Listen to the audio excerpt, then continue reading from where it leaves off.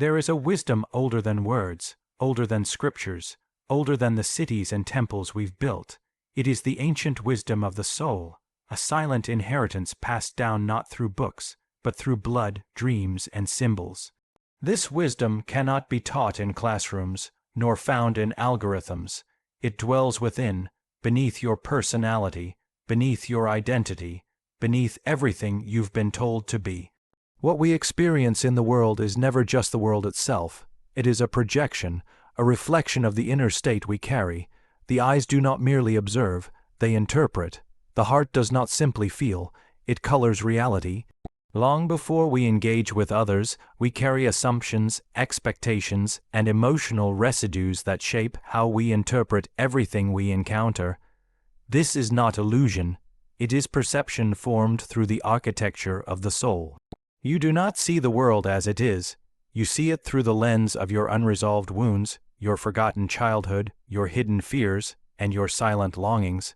A person who has never been seen will find rejection in every neutral glance. A heart full of rage will find enemies even in peace, and someone who has encountered deep love will feel warmth even in the coldest room. We walk through the same streets, yet each of us lives in a different universe. The ancient ones knew this. They did not seek to control the outer world first. They journeyed inward, taming the chaos inside. They meditated, fasted, wandered the wilderness, not to escape the world, but to clear their vision of it. They understood that the world responds to us as a mirror. If your soul is distorted, so too will be your life. If your heart is whole, life begins to harmonize with you. Even adversity transforms into initiation when seen through the eyes of wisdom. There is no true peace in changing others if you yourself remain divided. No true success if it's built on a fractured identity. No love that can last if you cannot hold yourself with compassion. That is why the ancient path always begins within. When the soul is chaotic, life feels like war. But when the soul is aligned, even suffering carries beauty. This is not to say we are the sole creators of reality. The world has its storms, life has its cruelty. But how we meet these forces, how we interpret them, survive them, and grow from them, depends entirely on the inner structures we've built. If you want to change your life, you must first listen to the beliefs you inherited, the stories you tell yourself, and the voices you silence. Only then does transformation begin, not from the outside in, but from the inside out. Like roots nourishing the unseen earth before the tree ever breaks the soil, your inner life must be shaped, healed, and understood before your external life can truly change. This is the forgotten wisdom, the eternal truth buried beneath noise and distraction. The journey home is inward, the power has always been within. There is a part of you that you were taught to hide. A part you were told was too much, too angry, too needy, too selfish, too wild, and so you pushed it down, buried it, pretended it wasn't there, but it didn't disappear. It simply moved into the shadows. The shadow is not evil, it is not something to be vanquished. It is the collection of everything you were unwilling or unable to accept about yourself. It is the unloved child within you, the primal voice, the rejected truth. And though it may be silent, it is never asleep. It acts without permission, lives in your reactions, and speaks in your projections. You condemn in others what you cannot face in yourself, not realizing you're speaking to your own reflection. The ancient soul workers understood this well. They knew that what is not made conscious becomes fate. That which you avoid will dominate you in silence, and so they did not run from the darkness. They entered it deliberately. They spoke with their fears, they dreamed with their demons, not to become dark, but to become whole. You see, your shadow holds energy, power, creativity, boundaries, desires, rage that protects, sadness that heals, intuition that guides, but when left unconscious, it turns toxic. It leaks out in sudden bursts of anger, in self-sabotage, in envy, in manipulation, in the quiet destruction of relationships. We often ask, why do I do this? Why does this keep happening to me? But we rarely look deep enough to meet the source, the part of us we've denied. To integrate the shadow is not to become perfect. It is to become real. It is to walk with all parts of yourself without shame. It is to reclaim the pieces of your soul you've abandoned. The journey is uncomfortable, even terrifying. But the moment you stop judging your darkness and begin understanding it, you unlock something sacred, self-ownership. No more pretending, no more blaming, just the raw truth of who you are, and who you can become when nothing is left hidden. The wound is not the enemy. The anger is not the enemy. The fear, the grief, the jealousy, they are not enemies. They are messengers calling you inward, asking to be seen, heard, and transformed. And when you finally turn toward them, when you face your shadow with compassion and courage, you find that it is not a monster. It is a gatekeeper. It does not block you from your path. It is the path. Your freedom lies not in the light alone, but in the marriage of light and dark. And until you embrace what you fear in yourself, you will never be truly free. You will wear a mask, play a role, live a life half felt and half lived, but the one who walks into their own shadow and returns with their truth, that one walks the earth in power. There is a part of the self that lives in the unseen, the unspoken, the repressed. It is not taught in schools, and it is rarely acknowledged in polite conversation. It is the shadow, the accumulation of all the qualities, emotions, and truths we were taught to deny. From early childhood, we are trained to behave, to please, to conform, to adapt. But every time we suppress an emotion to survive, every time we pretend to be someone we are not, a piece of our truth slips into the unconscious, and this collection of rejected truths becomes the shadow. The shadow is not merely a concept. It is a living force. It acts even when you're unaware. It chooses partners, starts arguments, sabotages opportunities, and repeats painful patterns. It leaks into your voice when you judge others. It speaks through your sarcasm, your jealousy, your defensiveness. It is the quiet architect behind the moments you regret, but can't explain. And yet, this darkness is not evil. It is not to be feared. It is to be faced. The ancient mind understood that every person contains both light and dark, good and bad, divine and primal. To be human is to be dual. To reject this duality is to split yourself in half. And in this splitting, you create suffering. You become fragmented, cut off from your own power, unable to understand your own behavior. The modern self runs from the shadow, fearing that to look too closely at it might mean destruction. But the truth is the opposite. The more you ignore it, the more power it gains. The more you repress your anger, the more violently it surfaces when triggered. The more you suppress your sadness, the more it poisons your joy. The more you hide from your shame, the more it shapes your identity from the dark. But when you finally turn to it, not with judgment, but with curiosity, you begin to understand that the shadow is not here to ruin you. It is here to free you. It holds the raw, unfiltered parts of your soul. Your unmet needs, your abandoned desires, your lost creativity, even your deep capacity for love. It is not the shadow that is dangerous. It is the refusal to meet it. To face your shadow is to walk into the wilderness of your own psyche. It means sitting with discomfort, listening to the parts of yourself that you once feared, and daring to understand them. It means acknowledging that you are not always the hero in your story, that you have hurt others, that you have betrayed yourself, and yet, through this humility, something miraculous happens: integration. Integration does not mean perfection. It means wholeness. It means you stop pretending to be only good, only kind, only enlightened.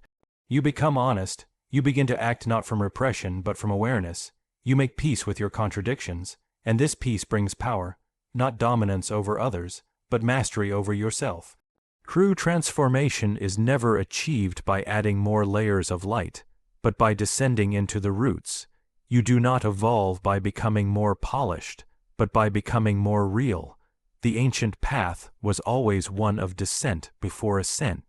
Into the cave, into the wound, into the shadow, because they knew only the one who has walked through their darkness can stand fully in the light. The shadow holds the key, not to destruction, but to depth. Not to shame, but to liberation. When you stop running from what is hidden within you, you reclaim your full humanity, and in doing so, you unlock the potential not to be perfect, but to be whole, real, alive. Before there were alphabets, there were images. Before there were philosophies, there were symbols.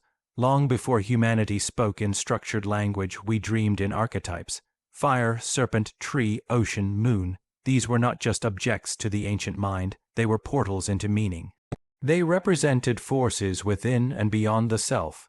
This is the language of the soul, not rational, not linear, but rich with depth, ambiguity, and truth that cannot be explained, only experienced. Symbols are the original language of the unconscious. They bypass logic and speak directly to the inner world. They do not ask for analysis, they demand recognition. You don't need to understand a symbol for it to move you. You feel it. A cross, a spiral, a crown, a doorway. Each carries within it layers of history, emotion, myth, and memory. They speak to something older than the thinking mind, something ancestral, something eternal. The soul does not respond to facts, it responds to images. That is why dreams speak in symbols. They do not tell you what is happening. They show you a burning house, a flight through the sky, a forgotten child in a locked room. These are not random. They are messages, encoded experiences arising from your depths. And if you listen carefully, they will guide you with more precision than any textbook or external advice. The modern mind, obsessed with clarity and control, has forgotten the symbolic. It looks for answers in definitions, in diagnoses, in data. But the soul doesn't care for numbers. It speaks through metaphor, mystery, and paradox. This is not because it is irrational, but because it is more than rational. It knows that truth cannot always be explained.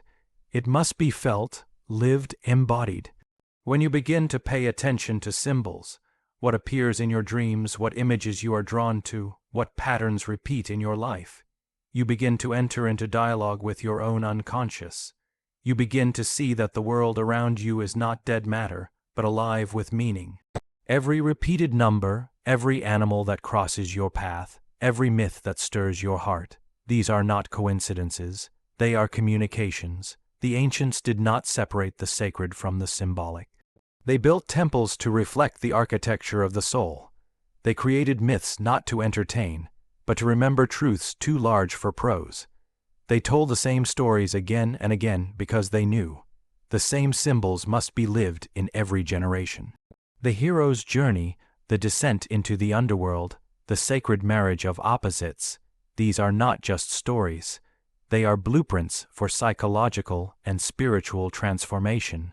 To return to symbols is not to become primitive. It is to become deep. It is to reclaim a way of knowing that lives in your blood and your bones. It is to understand that meaning does not always arrive through analysis, but through resonance. When something inside you stirs without explanation, when an image stays with you long after it is seen, that is your soul speaking. Learn to listen. Do not dismiss what you don't understand. Sit with it. Reflect on it. Let it work on you. A true symbol does not give its meaning all at once. It reveals itself slowly, like a sacred unfolding, layer by layer, according to your readiness. This is the great secret, the soul already knows. The image awakens what memory cannot recall. The symbol carries the weight of something ancient and timeless. And when you finally begin to see, not with your eyes, but with your inner sight, you realize that every image is a mirror. Pain is not the enemy, it is the beginning. It is the first knock at the door, the first crack in the mask, the first sign that something deeper is asking to be seen. We are conditioned to avoid it, to numb it, to run from it as if it were a curse. But the truth is, pain is the most honest part of our experience. It does not lie, it does not pretend, it arrives uninvited, but always with purpose. It is the invitation to transformation. To suffer is not to fail. To suffer is to be summoned, when the soul can no longer bear to live in denial, in falsehood, in disconnection. It speaks through pain. The more you resist it, the more it persists. But when you turn toward it with presence, not as something to be fixed, but as something to be understood, it begins to show you what you've been hiding from. The old wounds, the lost parts, the truths too heavy to carry until now. The ancients knew this well. They did not see pain as meaningless. They built entire rites of passage around it. The warrior was wounded. The initiate was broken open. The healer bled. because they understood what modern culture forgets, that without descent, there is no ascent. Without death, no rebirth. The fire that burns also purifies. The darkness that swallows also gestates. The wound is not only the site of suffering, it is the place where soul grows. Pain strips away the unnecessary. It humbles the ego. It slows you down so that you are forced to listen to your body, your breath, your grief, your forgotten self. It interrupts your patterns and exposes your attachments. It reveals where you've been lying to yourself. It is ruthless, yes, but never without reason. In every breakdown, something untrue is being dissolved, and in every ache, something dormant is being awakened. But the gift of pain is not automatic. It is only given to those who choose to stay present. Many run from it into distraction, addiction, blame, or denial. But if you are brave enough to sit with the discomfort, to grieve what must be grieved, to ask the questions no one can answer, you become someone new. Not because the pain vanishes, but because you emerge from it more real, more grounded, more whole. Pain deepens the soul. It teaches empathy, sharpens intuition, and burns away illusion. It initiates you into the truth of impermanence, the truth of vulnerability, the truth of what actually matters. You become less interested in perfection, more interested in presence, less attached to achievement, more drawn to authenticity. You begin to see others differently, not as roles, but as fellow travelers, each carrying unseen burdens, each wounded in invisible places. Eventually, you may even come to thank your pain, not for the suffering itself, but for where it led you. You see the doorway it opened, the truth it revealed, the softness it created. You begin to understand that pain was never your punishment, it was your passage. It is in the initiation of pain that the false self begins to fall away. The mask cracks, the armor rusts, the old stories dissolve, and what is left is not a broken person, but an initiated one, a person who has touched the depths and returned not empty, but full of wisdom, full of compassion, full of the kind of strength that doesn't shout, but simply stands. You are not a singular being. You are not one fixed personality. You are not a name or a role or a list of traits. What you call you is a constellation of many inner voices, archetypes, emotions, instincts, and energies, some conscious, many unconscious. At any given moment, a different part of you steps forward. One day, you are brave and focused. The next, you are withdrawn and afraid. One moment you speak from deep wisdom, the next from a wounded child. These fluctuations are not signs of inauthenticity. They are signs of your depth.